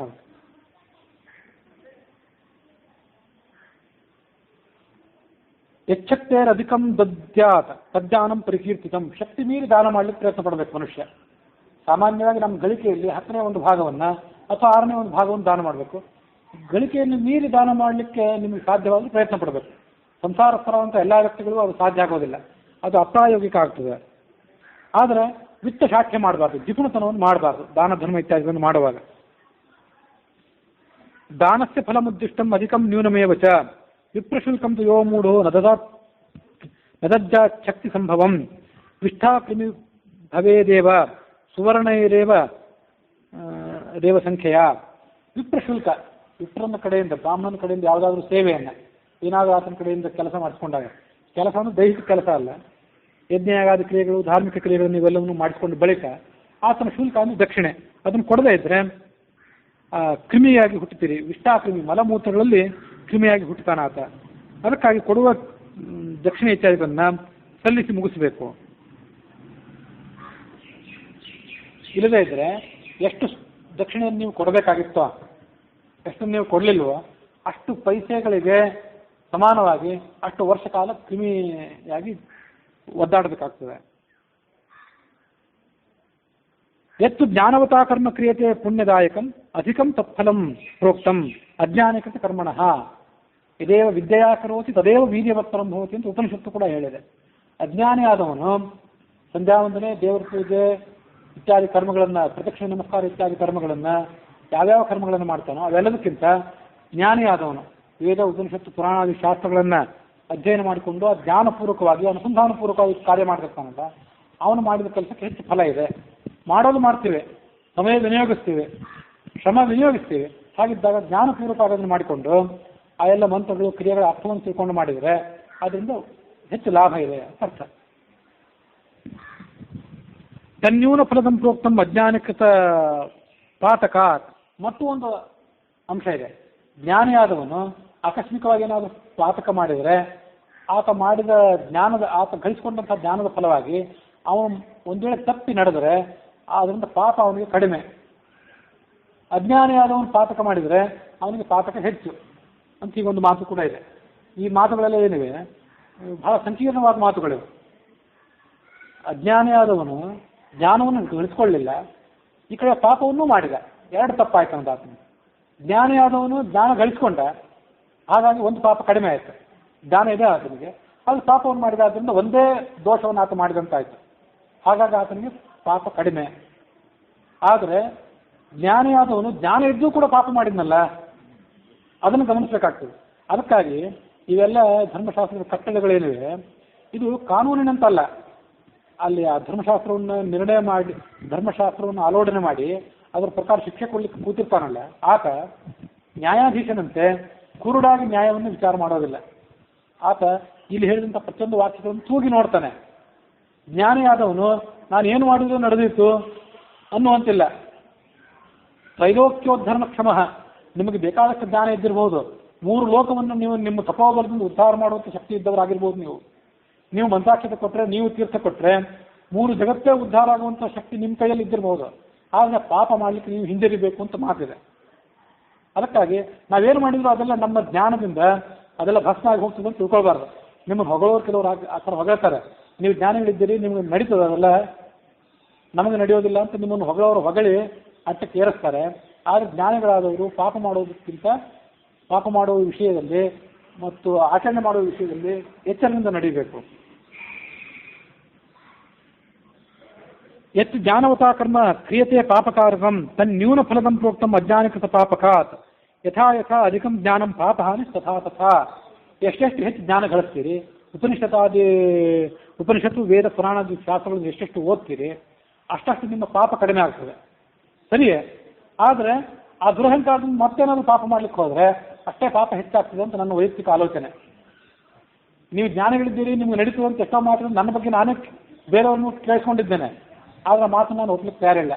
ಜ್ಞಾನಿ ಆದವನು ಪಾಪ ಮಾಡೋದನ್ನು ಹಿಂಜರಿಬೇಕು ಯಾವತ್ತೂ ಕೂಡ. ಯಥೈಂಧಾಂಸಿ ಸಮಿದ್ಧೋಗ್ನಿ ಭಸ್ಮಸಾತ್ ಕೃತೆ ಕ್ಷಣಾತ್ ಜ್ಞಾನಾಗ್ನಿ ಸರ್ವಕರ್ಮಾಣಿ ಭಸ್ಮಸಾತ್ ಕೃತೆ ಅರ್ಜುನ ಅಂತ ಭಗವದ್ಗೀತಾ ಮಾತು. ಬೆಂಕಿ ಕಟ್ಟಿಗೆಗಳನ್ನು ಹೇಗೆ ಸುಟ್ಟಾಕ್ತದೋ ಹಾಗೆ ಜ್ಞಾನ ಅನ್ನೋದು ಈ ಕಟ್ಟಿಗೆಗಳನ್ನು ಸುಟ್ಟಾಕ್ತದೆ ಅಂತ ಮಾತಿದೆ. ಆ ಮಾತು ಈ ಜ್ಞಾನಕ್ಕಲ್ಲ. ವೇದಗಳನ್ನು, ಉಪನಿಷತ್ತುಗಳನ್ನು, ಪುರಾಣಗಳನ್ನು ಓದಿದ್ದೇವೆ, ಪಂಡಿತರು ಅಂತ ಅನ್ಸ್ಕೊಂಡಿದ್ದೇವೆ, ವ್ಯಾಖ್ಯಾನ ಮಾಡ್ತೇವೆ ಅಂತ ಅನ್ಸ್ಕೊಂಡಿರ್ತೇವೆ ಅಂತ ನಾವೇನು ತಿಳ್ಕೊಂಡಿದ್ದೇವಲ್ಲ, ನಮಗೆ ಅನ್ವಯ ಆಗೋ ಮಾತು ಅಲ್ಲ ಇದು. ಅಪರೋಕ್ಷ ಜ್ಞಾನಿಗಳಿಗೆ ಅನ್ವಯ ಆಗೋ ಮಾತು. ಜ್ಞಾನಾಗ್ನಿ ಸರ್ವಕರ್ಮಾಣಿ ಭಸ್ಮಸಾತ್ ಕೃತೆ ಅರ್ಜುನ ಅಂದರೆ ಜ್ಞಾನಾಗ್ನಿ ಅಂದರೆ ಅಪರೋಕ್ಷ ಜ್ಞಾನ. ಭಗವಂತನನ್ನು ಕಾಣ್ತೇವಲ್ಲ, ಕಂಡಾಗ ಆ ಸಂಚಿತ ಕರ್ಮಗಳು, ಪ್ರಾರಬ್ಧ ಕರ್ಮ, ಸಂಚಿತ ಕರ್ಮ ಅಂತ ಎರಡು ಕರ್ಮ ಇವೆ. ಈಗಾಗಲೇ ಗಂಟು ತೆರೆದಿರುವಂಥ ಕರ್ಮಗಳನ್ನು ಪ್ರಾರಬ್ಧ ಕರ್ಮ ಅಂತ ಕರಿತೇವೆ. ಅವುಗಳನ್ನು ಬಿಟ್ಟರೆ ಗಂಟು ತೆರೆಯದೇ ಇರುವಂಥ ಸಂಚಿತ ಕರ್ಮಗಳೇನಿವೆ, ಡೆಪಾಸಿಟ್ ಆಗಿರುವಂಥ ಕರ್ಮಗಳು, ಆ ಕರ್ಮಗಳು ಜ್ಞಾನದ ಪ್ರಭಾವದಿಂದ ಸುಟ್ಟು ಹೋಗ್ತಾವಷ್ಟೇ. ಬೇಕಾದಕ್ಕಾಗಿ ಈಗ ನಾವು ಪಾಪ ಮಾಡ್ತಾ ಹೋದರೆ 12 ವರ್ಷ ಅಲ್ಲ 24 ವರ್ಷ ಓದಿದ್ರೂ ಕೂಡ ಆತನಿಗೆ ಆ ಜ್ಞಾನದ ಬೆಳಕು ಆತನ ಪಾಪದ ಕತ್ತಲೆಯನ್ನು ಹೋಗಲಾಡಿಸೋದಿಲ್ಲ. ಅದ್ರ ಬಗ್ಗೆ ಮನುಷ್ಯ ಎಚ್ಚರದಿಂದ ಇರಬೇಕು. ವರ್ಣಾಧಿಕ್ಯಂ ಯಥಾ ಹೇನ್ನು ವನ್ನಿಸಂಗೇನ ಜಾಯತೆ ಪುಣ್ಯಾಧಿಕ್ಯಂ ತಥಾ ಶಿಷ್ಯ ಜ್ಞಾನಿಸಂಗೇನ ಜಾಯತೆ. ಬಂಗಾರವನ್ನು ಬೆಂಕಿಯಲ್ಲಿ ತಗೊಂಡು ಹೋಗಿಟ್ರೆ ಆ ಬಂಗಾರ ತನ್ನ ದೋಷವನ್ನು ಕಳ್ಕೊಂಡು ಅದು ಹೊಳಿತದೆ, ಪುಟಕ್ಕಿಟ್ಟ ಬಂಗಾರ ಆಗ್ತದೆ, ಸರಿಯೇ. ಅದರಂತೆ ಜ್ಞಾನಿಯ ಸಂಘದಿಂದ ಮನುಷ್ಯ ತನ್ನ ಪಾಪವನ್ನು ಕಳ್ಕೊತಾನೆ, ಪುಣ್ಯವನ್ನು ಹೆಚ್ಚು ಮಾಡ್ಕೊಳ್ತಾನೆ. ಅದಕ್ಕಾಗಿ ಜ್ಞಾನಿಗಳ ಸಂಘಕ್ಕಾಗಿ ಯಾವತ್ತೂ ಕೂಡ ಹಾತೊರಿಬೇಕು. ಪುಣ್ಯದಿಂದ ಪುಣ್ಯ ಹೆಚ್ಚಾಗ್ತದೆ, ಪಾಪ ಕಡಿಮೆ ಆಗ್ತದೆ. ಪುಣ್ಯೇನ ವರ್ಧತೆ ಪುಣ್ಯಂ. ಇವೆಲ್ಲ ಶ್ರೇಷ್ಠವಾದಂಥ ಸುಭಾಷಿತಗಳಿದ್ದಂತೆ. ಸುಭಾಷಿತವೂ ಹೌದು ಮತ್ತು ಒಂದು ಅಧ್ಯಾತ್ಮಶಾಸ್ತ್ರದ ಮಾತುಗಳು ಕೂಡ ಹೌದಿದೆ. ಪುಣ್ಯದಿಂದ ಪುಣ್ಯ ಹೆಚ್ಚಾಗ್ತದೆ, ಪಾಪ ಕಡಿಮೆ ಆಗ್ತದೆ. ಪಾಪೇನ ಪಾಪ ವೃದ್ಧಿಶ್ಚ ಪುಣ್ಯಂ ಸ್ವಲ್ಪಂ ಸಜಾಯತೆ. ಪಾಪಗಳನ್ನು ಮಾಡ್ತಾ ಮಾಡ್ತಾ ಹೋದರೆ ಪಾಪ ಹೆಚ್ಚಾಗ್ತದೆ, ಮಾಡಿದ ಪುಣ್ಯ ಕಡಿಮೆ ಆಗ್ತದೆ. ಅದನ್ನು ಗಮನಿಸಬೇಕು. ಅತಿ ಸೂಕ್ಷ್ಮ ವಿಚಾರವ್ಯಂ ದುರ್ಜ್ಞೇಯ ಸ್ಥೂಲ ದೃಷ್ಟಿಭಿ ಗಹನಾ ಕರ್ಮಣೋಗತಿ ಅಂತ ಭಗವದ್ಗೀತೆ ಹೇಳಿದೆ. ಅಂಥದೇ ಮಾತಿದು. ಈ ವಿಚಾರ ಏನಿದೆ, ಸ್ಥೂಲ ದೃಷ್ಟಿಯನ್ನು ಇಟ್ಕೊಂಡವರು, ಸರಿಯಾದಂಥ ಸೂಕ್ಷ್ಮ ದೃಷ್ಟಿ ಇಲ್ಲದೇ ಇದ್ದವರು ಇದನ್ನು ತಿಳ್ಕೊಳ್ಳಾರರು. ಯಾವ ಕರ್ಮ ಕಿಮಕರ್ಮೇತಿ ಕವಯೋತ್ಕಟ ಮೋಹಿತ ಅಂತ ಭಗವದ್ಗೀತೆ ಹೇಳಿದೆ. ಯಾವುದು ಕರ್ಮ, ಯಾವುದು ಕರ್ಮ ಅಲ್ಲ, ಯಾವುದು ಪುಣ್ಯ, ಯಾವುದು ಪಾಪ ಅಂತ ಅನ್ನೋದನ್ನು ತಿಳ್ಕೊಳ್ಳಿಕ್ಕೆ ಜ್ಞಾನಿಗಳಾದವರು ಕೂಡ ತಪ್ಪಿ ನಡೀತಾರೆ. ಅದಕ್ಕಾಗಿ ಅದು ಬಹಳ ಸೂಕ್ಷ್ಮವಾದದ್ದು. ಎಷ್ಟು ಸತ್ಯಧಿಕಾರೇಪಿ ಜ್ಞಾನೇ ವಾ ಪಠನೇ ವಿಪ ಪ್ರಯತ್ನಂ ನೈವ ಕುರ್ವೀತ ಸನರೋ ಜಾಯತೆ ಪಶು. ಒಳ್ಳೆ ಜನ್ಮ ಸಿಕ್ಕಿದೆ, ಓದಲಿಕ್ಕೆ ಒಳ್ಳೆ ಅವಕಾಶ ಸಿಕ್ಕಿದೆ, ಅಧಿಕಾರ ಸಿಕ್ಕಿದೆ ಓದಲಿಕ್ಕೆ. ಮುಖ್ಯವಾಗಿ ಅಧಿಕಾರ ಅಂತ ಒಂದು ಮಹತ್ವದ್ದು. ಎಲ್ಲ ಕಡೆ ಎಲ್ಲರಿಗೂ ಅಧಿಕಾರ ಸಿಗೋದಿಲ್ಲ. ಅಧಿಕಾರ ಸಿಕ್ಕಾಗ ಜ್ಞಾನೇ ಪಾಠನೇ ಪಿವ, ಇನ್ನೊಬ್ರಿಗೆ ಹೇಳಲಿಕ್ಕೆ ಕೇಳಲಿಕ್ಕೆ ಎಲ್ಲದಕ್ಕೂ ಅಧಿಕಾರವಿದ್ದಾಗ ನೀವೇನು ಪ್ರಯತ್ನ ಪಡದೇ ಇದ್ರೆ ಪಶುವಾಗಿ ಜನಿಸ್ತೀರಿ. ಸನರೋ ಜಾಯತೆ ಪಶು. ಜ್ಞಾನಾದ್ವಾ ಅನಧ್ಯಯನಾದ್ವಾಪಿ ಪುಣ್ಯಂ ವಿಪ್ರಸ್ಯ ವರ್ಧತೆ. ಜ್ಞಾನಾದ್ವಾ ಅಧ್ಯಯನಾದ್ವಾಪಿ. ಬ್ರಾಹ್ಮಣನ ಪುಣ್ಯ ಹೆಚ್ಚಾಗಲಿಕ್ಕೆ ಯಾವುದರಿಂದ ಅಂದರೆ ತದ್ಧಿತಪಃ ತೈತರಿ ಉಪನಿಷತ್. ಸ್ವಾಧ್ಯಾಯ ಪ್ರವಚನಾಭ್ಯಾಂ ನ ಪ್ರಮದಿತವ್ಯಂ. ಎಂದೂ ಕೂಡ ತಾನು ಓದೋದನ್ನ ಮತ್ತೊಬ್ಬರಿಗೆ ಹೇಳೋದನ್ನು ತಪ್ಪಿಸಬಾರದು ಮನುಷ್ಯ. ಅದಕ್ಕಾಗಿ ಜ್ಞಾನವನ್ನು ಹೆಚ್ಚಿಸ್ಕೊಳ್ಬೇಕು, ಅಧ್ಯಯನವನ್ನು ಹೊಸ ಹೊಸದಾಗಿ ಮಾಡ್ತಿರ್ಬೇಕು. ಇದರಿಂದ ಮನುಷ್ಯನ ಬ್ರಾಹ್ಮಣನ ಪುಣ್ಯ ಹೆಚ್ಚಾಗ್ತದೆ. ಇದು ಸಂಕ್ಷಿಪ್ತವಾಗಿ ಪುಣ್ಯ ಮತ್ತು ಪಾಪಗಳ ಸಾರವಿದು. ಉನ್ನಯಂ ಚಾಪ್ಯನೇನೈವ ಪುಣ್ಯಂ ಪಾಪಮಥಾಪಿವ ಧರ್ಮಾಸ್ತು ಭಾವಸ್ಸಂತಿ ತಥಾ ಪಾಪಾನ್ಯನೇಕಶಃ.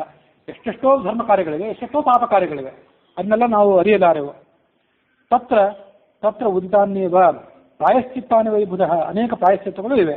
ಅದನ್ನು ನಾವು ಮಾಡಿದ ಪಾಪಗಳನ್ನು ಗುರುತಿಸಿಕೊಂಡು ಆ ಪಾಪಗಳಿಗನುಸಾರವಾಗಿ ಪ್ರಾಯಶ್ಚಿತ್ತ ಮಾಡಿಕೊಳ್ಬೇಕು. ಸರ್ವಸಾರಮಿದಂ ಪ್ರೋಕ್ತಂ ರಹಸ್ಯಂ ಪುರತಸ್ತವ. ನೀನು ನನ್ನ ಶಿಷ್ಯ ಅನ್ನೋ ಕಾರಣಕ್ಕಾಗಿ ನಿನಗೆ ಇದನ್ನೆಲ್ಲವೂ ನಾನು ಹೇಳಿದೆ ಅಂದರು ಆ ಗುರುಗಳು. ಪ್ರಯತ್ನದಿಂದ ಶ್ರದ್ಧೆಯಿಂದ ಇದನ್ನು ನೀನು ಗ್ರಹಣ ಮಾಡು. ಅಭಕ್ತಾಯ ರದೀಯತಾಂ. ಎಂದೂ ಶ್ರದ್ಧೆ ಇಲ್ಲದವನಿಗೆ ಇದನ್ನು ಹೇಳಬೇಡ. ಕೃಷ್ಣನು ಅರ್ಜುನಿಗೆ ಅದನ್ನೇ ಹೇಳಿದ ಭಗವದ್ಗೀತೆಯಲ್ಲಿ. ನಚಾ ಶುಶ್ರೂಷವೇ ವಾಕ್ಯಂ. ಅದೇ ಮಾತೇ ಇಲ್ಲಿದೆ ಭಗವದ್ಗೀತೆಯಲ್ಲಿ ಬಂದ ಮಾತೇ, ಅದೇ ಶಬ್ದಗಳೇ ರೂಪಾಂತರದಿಂದ ಇಲ್ಲಿ ಹೇಳಿದ್ದಾರೆ. ನಾಭಕ್ತಾಯ ನಚ ಅಶುಶ್ರೂಷವೇ. ಒಂದು ಹೇಳ್ಕೊಟ್ಟು ಬಿಡು ಒಂದು ಬಿಡ್ತಾರೆ. ವಿರಾಟ್ ಹೇಳ್ಕೊಡ್ತಿಲ್ಲ, ನಾವು ಕೇಳ್ತಿದ್ದೀವಲ್ಲ ವಿರಾಟ್ ಹೇಳ್ಕೊಡ್ತಿಲ್ಲ ಅಂತ ಅವ್ರಿಗೆ ಯಾರಿಗೂ ಒಂಥರ ಜಿಜ್ಞಾಸೆ. ಆದರೆ ಕೇಳಲಿಕ್ಕೆ ಆ ಜ್ಞಾನ ಗಳಿಸ್ಲಿಕ್ಕೆ ನಮಗೇನು ಅರ್ಹತೆ ಇದೆ ಅಂತ ಅವ್ರು ವಿಚಾರ ಮಾಡಿರೋದಿಲ್ಲ. ನಾ ಸಂವತ್ಸರ ವಾಸ್ತಿಗೆ ಭೂಯಾತ್ ಅಂತ ಮಾತು. ಕಡಿಮೆ ಅಂದರೆ 1 ಸಂವತ್ಸರ ನಿಮ್ಮ ಬಳಿಗೆ ನಿಮ್ಗೆ ಸೇರಿ ನೀವು ಶುಶ್ರೂಷೆ ಮಾಡಬೇಕು. ಇಲ್ಲದೇ ಇದ್ದರೆ ನಿಮ್ಮ ಕಡೆಯಿಂದ ಕೇಳ್ಕೊಂಡು ಹೋಗಿ ಅದನ್ನು ಮರೆತು ನಿಮ್ಮ ಸಮಯವನ್ನು ವ್ಯರ್ಥ ಮಾಡ್ತಾರೆ, ತಮ್ಮ ಸಮಯವನ್ನು ವ್ಯರ್ಥ ಮಾಡ್ತಾರೆ ಅಂಥವ್ರು ಇದ್ದಾರೆ. ಅದಕ್ಕಾಗಿ ಸಂವತ್ಸರ 1 ವರ್ಷ ಕಾಲ ನಿಮ್ಮ ಬೆಳಿಗ್ಗೆ ಅವರು ಜಿಜ್ಞಾಸವಾಗಿ ವಾಸ ಮಾಡಿಕೊಂಡು ನನಗೆ ಕಲಿಬೇಕು ಅಂತ ನಿಷ್ಠೆ ಇದೆ ಅಂತ ಅವ್ರು ಕಲ್ತಾರೆ, ಅವ್ರಿಗೆ ನೀವು ಹೇಳಿದರೆ ಅದೊಂದು ಪುಣ್ಯ ಇದೆ. ಎಷ್ಟೋ ಬಾರಿ ಅದನ್ನೇ ಕೇಳ್ತೀವಿ ನಾವು. ಶ್ವೇತಕೇತುವಿಗೆ ಉದ್ದಾಲಕ ಅಂತ ಶಿಷ್ಯ ಇದ್ದಂತೆ. ಅವನಿಗೆ ದನ ಕರುಗಳನ್ನು ಕಾಯಿ ನಾನು ಹೊಲಕ್ಕೆ ನೀರು ಹಾಯಿಸು ಅಂತೆಲ್ಲ ಗುರು ಹೇಳ್ತಿದ್ದಂತೆ. ಆತ ಒಮ್ಮೆ ಹೊಲಕ್ಕೆ ನೀರು ಹಾಯಿಸಲಿಕ್ಕೆ ಹೋದಾಗ ಹೊಲದ ದಂಡೆ ಸರಿಯಾಗಿ ನಿಲ್ಲಿಲ್ಲಂತೆ. ತಾನೇ ಅಲ್ಲಿ ಕೈ ಇಟ್ಕೊಂಡು ಮಲಗಿದ್ದಂತೆ. ಆತ ಜ್ವರ ಬಂತಂತೆ, ಮತ್ತೊಂದು ಕಣ್ಣೇ ಹೋಯ್ತಂತೆ. ಹೀಗೆ ಗುರುಗಳು ಆತನಿಗೆ ಏನೇನೋ ಬಹಳ ಪರೀಕ್ಷೆ ಮಾಡಿದ್ರಂತೆ. ಅದೆಲ್ಲ ಯಾವುದೋ ಪುರಾಣದಲ್ಲಿದೆ, ಮಹಾಭಾರತದಲ್ಲಿದೆ ಪ್ರಾಯ. ಅದು ಮಹಾಭಾರತವನ್ನು ಹೇಳೋ ಪ್ರಸಂಗ ಬಂದಾಗ ಹೇಳ್ತಾನೆ. ಕೊನೆಗೆ ಆ ಗುರು ಆತನ ತಲೆ ಮೇಲೆ ಕೈ ಇಟ್ಬಿಟ್ಟ, ಮುಗಿದೋಯ್ತು. ಸರ್ವೇ ವೇದಾಸ್ತ್ರೇ ಪ್ರತಿಭಾಷಂತಿ. ಒಂದೊಂದು ವೇದವನ್ನು, ಉಪನಿಷತ್ತನ್ನು, ಶಾಸ್ತ್ರವನ್ನು ಪ್ರತ್ಯೇಕವಾಗಿ ಈತ ಹೇಳಿಕೊಟ್ಟು ಆತ ಕಲಿಬೇಕಾಗಲಿಲ್ಲ. ತಲೆ ಮೇಲೆ ಕೈ ಇಟ್ಬಿಟ್ಟ. ಆ ಗುರುವಿಗೆ ಆ ಶಕ್ತಿ ಇತ್ತು, ತಗೊಳ್ಳುವಂಥ ಶಿಷ್ಯನಿಗೂ ಆ ಶಕ್ತಿ ಇತ್ತು. ಅದು ಮಹತ್ವದ್ದು. ಅಷ್ಟು ಶಾಸ್ತ್ರಗಳನ್ನು ಅವ್ರು ಕಲ್ತರು ಹೇಗೆ, ಅರ್ಗಿಸ್ಕೊಂಡ್ರೆ ಹೇಗೆ ಅಂತನ್ನೋದೇ ನನಗೊಂದು ದೊಡ್ಡ ಆಶ್ಚರ್ಯ ಇವತ್ತಿಗೂ. ಒಂದೊಂದು ಬಾರಿ ಓದಿದ್ದೆ ನಮ್ಗೆ ಇವತ್ತಿಗೂ ನೆನಪಿಲ್ಲ. ಅಷ್ಟೆಲ್ಲ ಶಾಸ್ತ್ರಗಳನ್ನು ಗ್ರಹಿಸಿದ್ರೆ ಹೇಗೆ, ಹೇಳಿಕೊಟ್ರು ಹೇಗೆ, ಕಲ್ತರು ಹೇಗೆ? ಕಲಿಸ್ಕೊಡುವಂಥ ಶಕ್ತಿ ಆ ಸಂದೀಪನಿಗಿತ್ತು. 64 ದಿವಸಗಳಲ್ಲಿ ಕೃಷ್ಣ ಬಲರಾಮನಿಗೆ ಅವರು ಅದು ಹೇಳಿಕೊಟ್ರು, ಇವರು ಅದನ್ನು ಗ್ರಹಣ ಮಾಡಿಕೊಂಡ್ರು. ಅದು ಮಹತ್ವದ್ದನ್ನು ಕಾಣಿಸ್ತದೆ.